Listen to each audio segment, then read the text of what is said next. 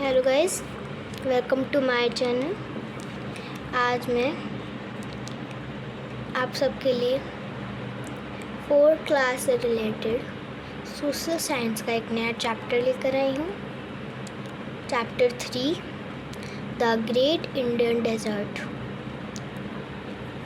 तो चलिए इस वीडियो को स्टार्ट करते हैं। इससे पहले वीडियो स्टार्ट हो, आप मेरे चैनल को लाइक शेयर एंड सब्सक्राइब ज़रूर कर दें और इसे अपने फ्रेंड्स और फैमिली के साथ शेयर करें। चलिए स्टार्ट करते हैं। तो चैप्टर का नाम है the great Indian desert.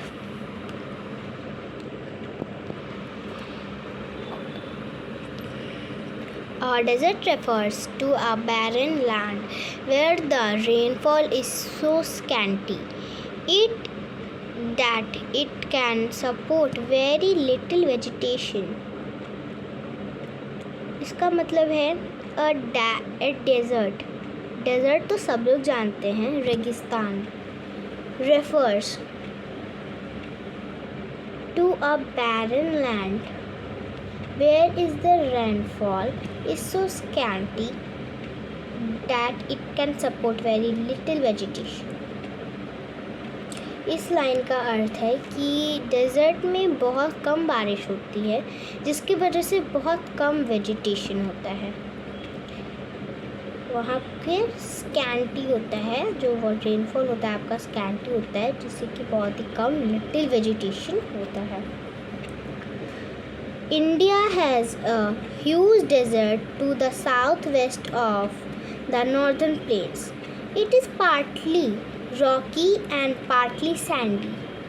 It is known as the Great Indian Desert or the Thar Desert. आप देख सकते हैं यहाँ पर मैप में राजस्थान का पिक्चर बना हुआ है। राजस्थान के जस्ट सामने आपका द ग्रेट इंडियन डेजर्ट है।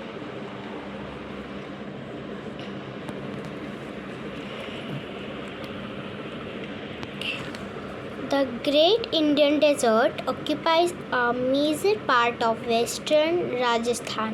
It stretches from the Aravalli Hills in the east to the border of Pakistan in the west. These hills obstruct the rain-bearing winds. The winds shed rainfall on the eastern side. Hence, the western sides of these hills receive very little rain. The desert was formed mainly due to low rainfall and heavy soil erosion. तो ये पूरा paragraph तो था आपके इस Thar dessert के बारे में, मतलब ये डेज़र्ट क्या होता है और ये डेज़र्ट कहाँ है, मतलब पूरा इसके बारे में। और नेक्स्ट है हम लोग का डेज़र्ट के क्लाइमेट के बारे में। डेज़र्ट का क्लाइमेट कैसा होता है, तो चलिए देखते हैं। The desert faces extreme type of climate. The days in summer are hot and long, with hot and dry winds blowing during the day. Dust storms or sandstorms blow across the area at high speed. Towards the evening, as the sun gets cooler, the nights become cool too. This happens because the sun heats up quickly and cools down very fast. Winter days are pleasant but winter nights are very cold.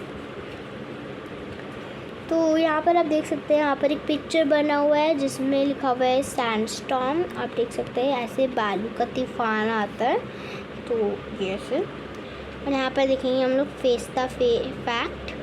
Sand dunes are small hills of sand found in deserts. They can move from one place to place along with the strong winds. तो हमने यहाँ पर climate के बारे में पढ़ लिया। अब हम लोग वाटर एंड वेजिटेशन के बारे में पढ़ेंगे. There is occasional rainfall in deserts. During these showers, the streams fill up with water, but this water is not sufficient for the needs of the people living in the desert. There is partially no other important river in the Thar desert except the river Luni. इस line का मतलब क्या हुआ कि there is particularly no important river. वहाँ पर Thar desert में उस लूनी रिवर को छोड़कर और कोई ऐसा रिवर नहीं है जिसमें पानी तब आता हो और इम्पॉर्टेंट रिवर हो.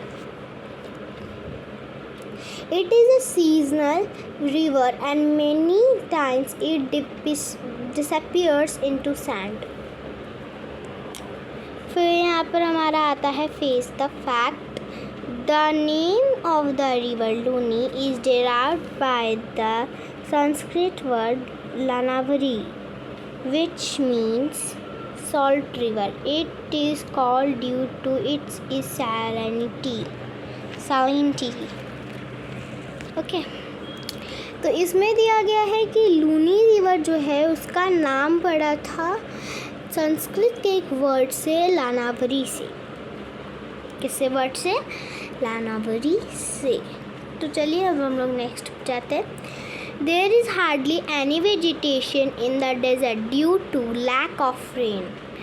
At some places, however, the underground water comes up to the surface through a spring. Spring का मतलब क्या होता है? Spring का मतलब होता है the underground water comes up naturally. उसका मतलब होता है spring. Around such places, date palm, kikar, babul trees and grasses grow. Such a green and lush area in the desert is called an oasis. People live permanently in such areas and grow crops like maize, gram, jowar, bajra, wheat, etc. तो ये हमने पढ़ लिया. हम लोग ने water and vegetation पढ़ लिया. थार डेजर्ट क्या होता है वो पढ़ लिया. क्लाइमेट कैसा होता है डेजर्ट का वो पढ़ लिया. अब हम लोग का बचा है वहाँ का एक canal, main canal, Indira Gandhi canal. कौन सा कैनल? इंदिरा गांधी कैनल. ठीक है. वो ये इंदिरा गांधी के कैनल क्या है तो चलिए पढ़ते हैं. Our government has been making efforts to turn the desert into a green land. Water from the Satluj and its tributaries is being diverted to the desert through a long canal. This canal is called the Indira Gandhi Canal or the Rajasthan Canal. This canal provides water to the people of Rajasthan for drinking and irrigation. Effects of deforestation.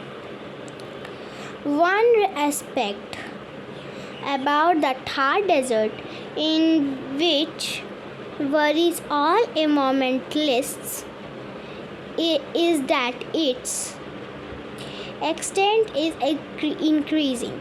Human activities are mainly responsible for this. Destruction of forests and overgrazing by the animals have led to increase the desert area. Therefore, we must plant more and more trees, otherwise the fertile areas of nearby states may soon turn into deserts. तो हमने efforts of deforestation भी पढ़ लिया. अब हम लोग पढ़ेंगे life in the desert कि वहाँ पर लाइफ कैसा होता है. The western part of Rajasthan state comes under the desert region. Rajasthan is the largest state of India. It is one of the border states and is located in the northwestern part of India. Punjab and Haryana bound in the north. Madhya Pradesh and Gujarat in the south and Pakistan in the west and northwest borders. Jaipur is the capital of Rajasthan. The western part of Rajasthan is a desert with very little vegetation and water. The soil is sandy. It receives very little rainfall. This desert is a part of Thar desert. तो अब है यहाँ के occupation के बारे में. Occupation का मतलब क्या होता है? ऑक्यूपेशन का मतलब क्या होता है? ऑक्यूपेशन यानी कि काम. क्या? काम मतलब इसको आप इंग्लिश में कह सकते हैं जॉब. सबका एक जॉब होता है. तो यहाँ जो थार डेजर्ट है वहाँ के लोगों का ऑक्यूपेशन क्या है? वहाँ के लोगों का ऑक्यूपेशन है जोवर, बाजरा, मेज, wheat and oil seeds are the major crops grown in Rajasthan. Mines of mica, copper, zinc, sandstone and marble are in plenty in the state. Cotton and wooden textiles, cement, sugar and copper smelting are the main industries here. Besides agriculture, animal rearing is another occupation of the people. They mostly rear the sheep, goat and camel. तो हमारा फिर आया यहाँ पर एक face the fact जिसका है the camel is a very useful animal in the desert. It is used as a means of transport as well as for providing milk, ploughing the fields of and for taking out of water from the wells. तो हमने यहाँ तक complete किया. तो guys, अगर आपको इस video का पार्ट 2 चाहिए तो मेरे चैनल को लाइक, शेयर और सब्सक्राइब ज़रूर कर ले. मैं ऐसे ही आपके लिए नए नए स्टोरीज़ अब 4th क्लास के बुक से मैं आपको देती रहूँगी. Bye bye.